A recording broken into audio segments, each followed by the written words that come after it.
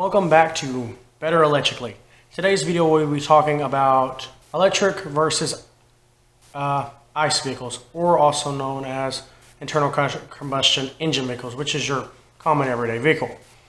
I will link a couple of my personal favorite videos in the description below, but let's touch basics.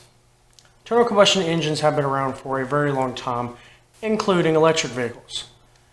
Now, the key differences between electric and combustion, granted, combustion engines usually do go much farther than your typical traditional electric vehicle. However, they do cost you a lot more. Some of the big key differences between the two is gas is much more expensive to fill up a gas tank for your regular ICE vehicle versus your electric vehicle. The other thing to consider will be your maintenance costs. In electric vehicles, there's pretty much no maintenance. And to demonstrate, I'm going to go off Tesla because that is one of my personal favorites. I do not own one. However, just from my personal knowledge and from everything I've seen, this is just my personal opinion on it.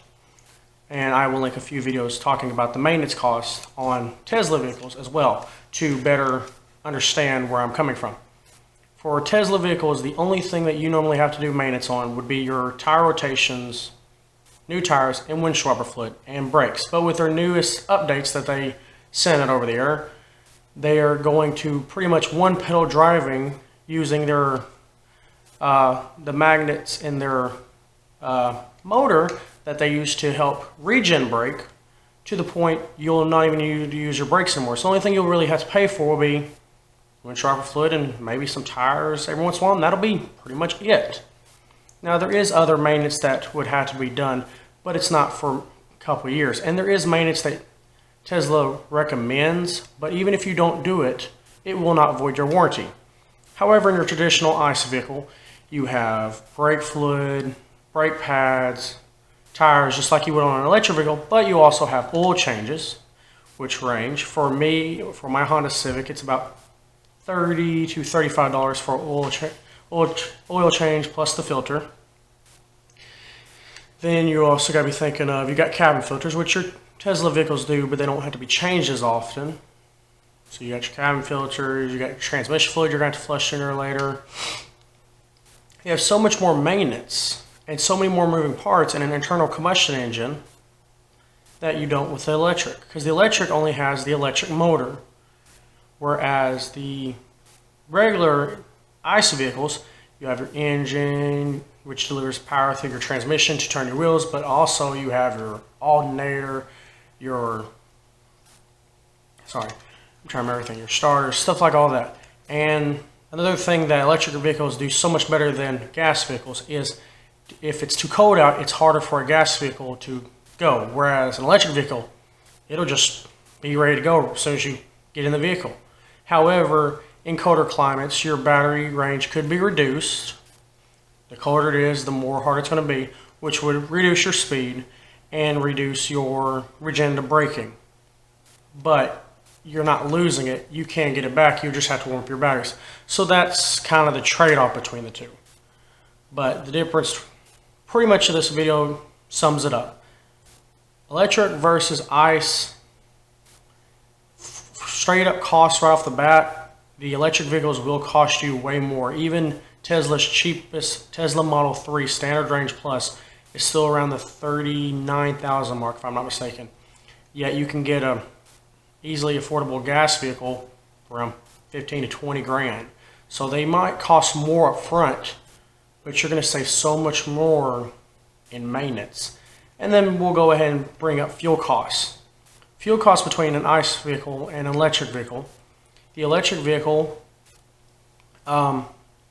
is electric from your kilowatts per hour is the amount that you're usually charged at most places. And there is certain states that the charging rate, which most of the time you charge your electric vehicles at home, they might only be charged 9 to 10 cents an hour. So a lot of people said it might cost them an extra $5 to $10 a month. And I'll go much deeper in a later video.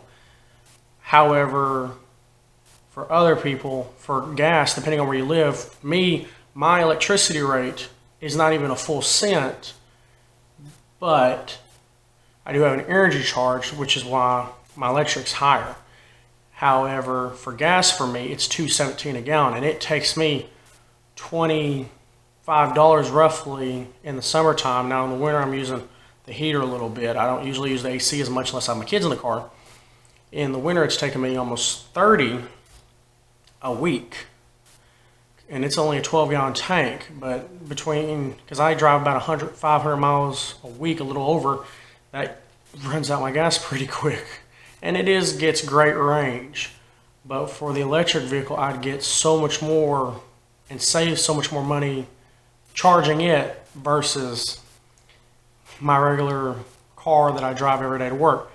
Now, the trade-off between the two is if you want to go fill up a gas car, you go to the gas station, it might take 5 minutes.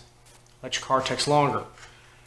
Like I said, I'll be using Teslas. You have a trickle charge, which is what you'd use in a regular 110, 120 volt outlet. You get about 4 to 5 miles of range an hour, which if you drained the battery all the way down would take you more than, I think they've decided to take about a week. I'm not 100% sure on that. I'll do a little bit more info into that dive just to charge it. But for like your NEMA 1450, which is what Tesla recommends, you can get a little over 30 miles an hour range, which is much more conceivable, especially if you're a driver that drives a lot. Or Tesla does have a wall charger, which, depending on your mod, can help you decide which breaker to put on it, can get you over 40 miles an hour. Now, their Tesla Model S and X that have the larger batteries can go higher in range an hour, but for that battery, it's only around 40, which is more than enough for a person. And the trade-off is you go home, you plug it in like you would your cell phone, you go to bed the next morning, you're full. You don't have to go anywhere. You're ready to go. So between electric versus internal combustion engines, electric is the winner in my opinion. And everyone has their own opinion between the trade-off, because some people view that electric vehicles are bad for the environment. And there's a big discussion, and I'll go on a later video for that. But just between the two, electric versus gas, electric is the winner. Now we'll be doing another video on electric versus hybrids, because hybrids use the electric side of it plus the internal combustion side of it. So please stay tuned for the next video. And please like and subscribe if you enjoy watching these. If you do not like the video, go ahead and leave me a comment and even a thumbs down and let me know what I can do to improve these. But remember, the world will be a better place when we're all electric. See you in the next video.